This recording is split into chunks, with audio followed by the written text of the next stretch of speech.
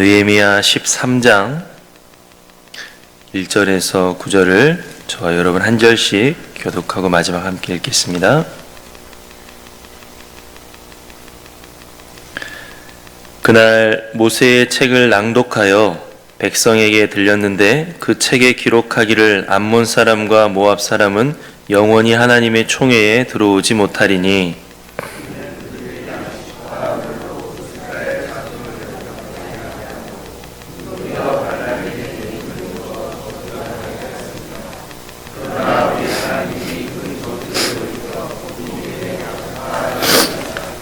백성이 이 율법을 듣고 곧 섞인 무리를 이스라엘 가운데에서 모두 분리하였느니라.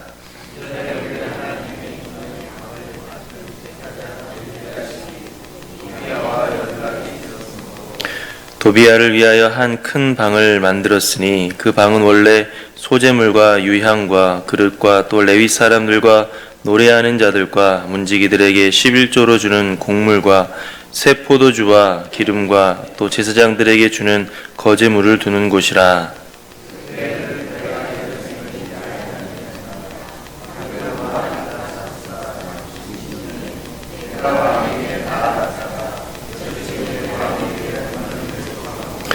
예루살렘에 이르러서야 엘리야십이 도비아를 위하여 하나님의 전뜰에 방을 만든 악한 일을 안지라.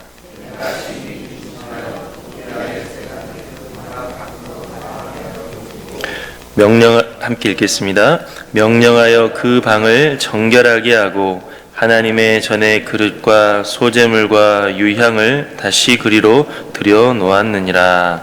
아멘.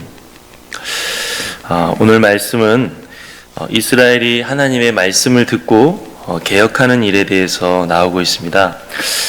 바벨론 포로지에서 귀환한 이스라엘 사람들은 느헤미야의 주도하에 예루살렘 성벽을 재건했는데 느헤미야는 단순히 무너진 건물을 다시 짓는 것을 이스라엘의 회복으로 생각하지 않았습니다.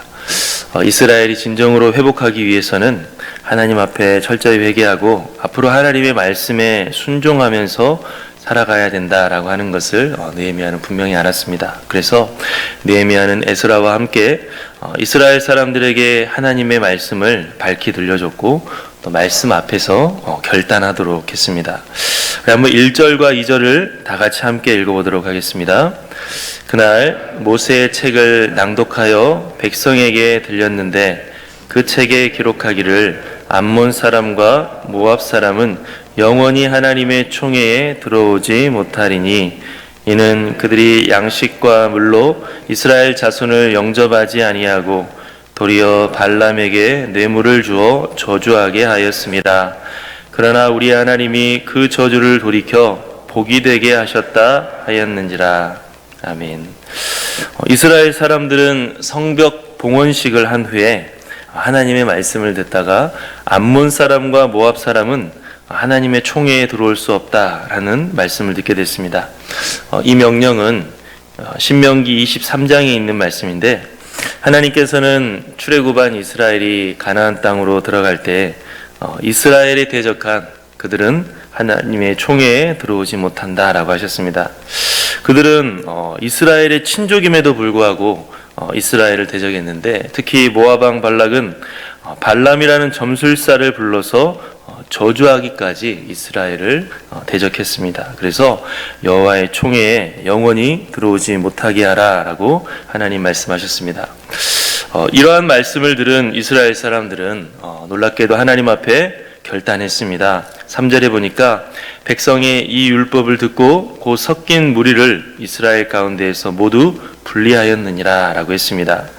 이스라엘 사람들은 하나님의 말씀에 순종해서 그동안 암몬과 모압 사람들과 섞여서 살아갔던 것을 멈추고 그들과 자신들을 분리시켰습니다. 그런데 이 분리하는 것은 말처럼 쉬운 건 아니었을 것입니다. 그동안 관계를 맺고 섞여서 살아왔던 사람들과 갑자기 명확히 분리한다는 것은 쉬운 일이 아닙니다. 여러 불편함을 가져다 줄 수 있고 또 적대 세력을 만들어서 삶에 위협을 가져다 줄 수도 있습니다. 더욱이 결혼까지 하면서 어울려 살고 있었는데 이렇게 분리한다라고 하는 것은 어려운 일입니다. 그렇기 때문에 이스라엘 사람들이 하나님의 말씀을 듣지 않았다면 결코 이 일은 이스라엘이 스스로는 할 수 없었을 일입니다. 이방인들과 섞여 지내는 것에 문제의식을 느끼지도 못했을 것이고 이방인들과 섞여 지내면서 자신들의 정체성과 신앙을 잃어간다 할지라도 그들은 과감하게 분리할 엄두를 내지 못했을 것입니다. 그러나 지금 이스라엘은 과감하게 분리하는 결단을 할 수 있었는데 그것은 하나님의 말씀을 들었기 때문입니다. 말씀이 그 행동들이 죄라는 것을 알게 해주셨고 말씀이 그들의 마음을 찌르고 감동하셨기 때문입니다. 1절에 보니까 그날 모세의 책을 낭독하여 백성에게 들렸다라고 했습니다. 느헤미야는 성벽 재건에만 힘쓴 것이 아니라 이처럼 이스라엘 사람들에게 하나님의 말씀을 듣도록 하는 데에도 힘썼습니다. 말씀을 들어야 진정한 개혁이 되고 말씀을 들어야 진정한 회복이 되기 때문입니다. 우리도 하나님 앞에서 새로워지기를 원한다면 하나님의 말씀을 들어야 됩니다. 하나님의 말씀을 들어야 우리의 허물을 발견할 수가 있고 또 우리를 향한 하나님의 뜻을 알 수가 있습니다. 성경을 통해서 전해지는 하나님의 말씀은 우리로 하여금 분별하게 하고 또 하나님의 기뻐하시는 삶을 우리가 살 수 있도록 결단하게 만들어 주십니다. 올 한 해 하나님의 말씀을 가까이 하고 또 하나님 말씀 듣기에 힘쓸 수 있는 저와 여러분들이 될 수 있기를 간절히 바랍니다. 말씀을 듣는 것이 영적 회복의 시작이다라고 하는 것을 우리가 잊지 말고 또 말씀을 우리가 보는 것으로만 끝나지 않고 진정한 회개와 순종으로 이어질 수 있도록 성령의 도우심을 사모하며 간구할 수 있기를 바랍니다. 이처럼 오늘 본문 서두를 보면 이스라엘이 하나님의 말씀으로 잘 회복이 되고 있는 것처럼 보입니다. 느헤미야의 지도 아래에서 이스라엘은 성벽만 재건한 것이 아니라 하나님의 백성으로서 다시 잘 회복되고 있는 것처럼 보입니다. 그런데 말씀을 계속 읽어가면 갑자기 이스라엘이 돌변하는 것을 볼 수 있습니다. 우리 한번 4절과 5절을 함께 읽어보도록 하겠습니다. 이전에 우리 하나님의 전에 방을 맡은 제사장 엘리야십이 도비야와 연락이 있었으므로 도비야를 위하여 한 큰 방을 만들었으니 그 방은 원래 소재물과 유향과 그릇과 또 레위 사람들과 노래하는 자들과 문지기들에게 11조로 주는 곡물과 새 포도주와 기름과 또 제사장들에게 주는 거제물을 두는 곳이라. 엘리야십이라고 하는 제사장이 도비야라고 하는 사람을 위해서 다른 것도 아닌 하나님의 성전에 방을 만들어 주었다라고 했습니다. 그런데 이 도비야라는 사람이 누굽니까? 이스라엘 사람도 아닌 암몬 사람이고 느헤미야가 예루살렘 성벽을 재건하러 오자 매우 적대했던 사람입니다. 느헤미야를 협박하고 죽이려고 하고 유대인들까지 회유해서 온갖 계책으로 느헤미야를 방해하고 성벽 재건을 방해했던 사람입니다. 그런데 이 죄악되고 심지어 이방인인 이 사람의 방을 다른 것도 아닌 성전에 만들어준 것입니다. 그리고 그것도 다른 누구도 아닌 하나님을 위해서 일하는 제사장이 하나님께 제사 드리기 위해 놓아야 될 물품들을 다른 곳으로 옮기기까지 하면서 이 이방인을 위한 방을 만들어 주었습니다. 어떻게 이런 일이 있을 수가 있느냐?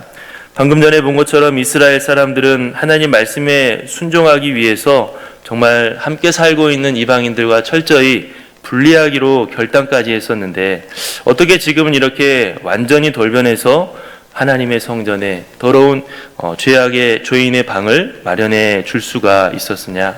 우리 한번 6절 7절을 다 같이 한번 읽어보겠습니다. 그때는 내가 예루살렘에 있지 아니하였느니라. 바벨론 왕 아닥사스다 32년에 내가 왕에게 나아갔다가 며칠 후에 왕에게 말미를 청하고 예루살렘에 이르러서야 엘리야십이 도비야를 위하여 하나님의 전뜰에 방을 만든 악한 일을 안지라. 아멘. 이스라엘이 이런 황당한 모습으로 돌변하게 된 이유는 느헤미야가 예루살렘을 떠나서 바사 왕에게 갔었기 때문입니다. 느헤미야는 12년 동안 예루살렘 총독으로 일하다가 다시 왕에게 돌아갔습니다. 그런데 느헤미야가 예루살렘을 떠나자 이스라엘 사람들이 그동안 느헤미야가 추진했던 개혁을 계속 유지한 것이 아니라 다시 죄악된 삶으로 돌아가고 만 것입니다. 오늘 본문을 이어서 느헤미야 13장을 계속 쭉 읽어보면 성전에 도비아를 위한 방을 만든 것 이외에도 여러 가지 폐해들이 나옵니다. 레위 사람들을 부양하지 않아서 레위 사람들이 더 이상 성전에서 일할 수 없어 다 흩어져 버리게 돼서 성전이 버림받았습니다. 안식일에 이방인들과 똑같이 살면서 안식일 계명을 다 어기고 있었습니다. 그리고 에스라와 느헤미야가 그렇게 강조했던 이방인과의 혼인이 다시 심해져서 이스라엘 사람들이 정체성을 잃어버리게 됐습니다. 이렇게 느헤미야라고 하는 사람이 없어지자 이스라엘에는 수많은 폐단이 다시 생겨나고 만 것입니다. 바사 왕에게 갔던 느헤미야는 왕에게 또 요청해서 예루살렘으로 다시 돌아오게 되는데 지난날 개혁했던 이스라엘이 다 허물어져 있는 것을 보게 됩니다. 느헤미야는 심히 근심하고 분노했습니다. 그래서 8절에 보면 내가 심히 근심하여 도비아의 세간을 그 방 밖으로 다 내어 던지고 명령하여 그 방을 정결하게 하고 하나님의 전의 그릇과 소제물과 유향을 다시 그리로 들여놓았느니라. 이렇게 느헤미야는 다시 허물어진 이스라엘을 개혁해야 됐습니다. 이처럼 우리가 오늘 함께 읽은 말씀을 보면 개혁이라고 하는 것은 결코 끝이 없고 계속해서 되어야 됨을 볼 수가 있습니다.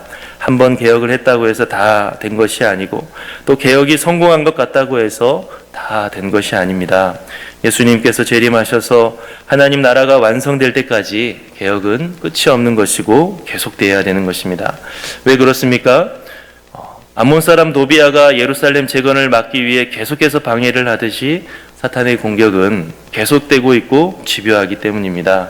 얼마나 강교한지 우리들은 그것을 눈치채지 못할 정도로 사탄의 공격은 집요하고 계속되기 때문에 우리들은 경각심을 늘 가져야 됩니다. 사탄은 그렇게 집요하지만 반면에 우리 자신은 너무나도 넘어지기 쉬운 연약하고 제약된 존재입니다. 잠깐 방심하면 그냥 넘어지는 것이 우리 자신인 것입니다. 오늘 말씀해 보니까 누가 도비아의 방을 만들었다고 그랬습니까? 바로 하나님을 위해서 일한 제사장이 하나님께 제사 드리기 위해 써야 될 물품을 치웠다라고 했습니다. 인간이 방심하면 얼마나 허물어질 수 있는지를 우리에게 보여주고 있습니다. 이 세상 누구도 자신할 사람이 없기 때문에 우리는 늘 겸손하게 자신을 경계해야 됩니다. 이처럼 오늘 말씀은 이 세상에서 하나님의 말씀을 우리는 끊임없이 들어야 되고 하나님의 말씀 앞에서 개혁되어져야 되는 일은 끊임없이 지속되어야 된다라고 하는 것을 보여주고 있습니다. 개인의 회개도 마찬가지입니다. 어느 누구도 내가 회개를 다 이루었다라고 말할 수가 없습니다. 우리는 죽을 때까지 회개가 끝이 없어야 될 것이고 계속되어야 됩니다. 만약 누군가 예수님처럼 내가 다 이루었다라고 말한다고 한다면 그 사람은 곧바로 죄의 공격과 유혹에 무너지고 말 것입니다. 이처럼 우리가 오늘 말씀을 함께 살펴보면서 주님 앞에 늘 겸손하면서 하나님의 말씀을 듣기를 우리가 열심을 다하여 듣고 하나님의 말씀을 통하여서 우리 자신을 늘 살피면서 분별하며 살아갈 수 있는 저와 여러분들이 될 수 있기를 간절히 바랍니다.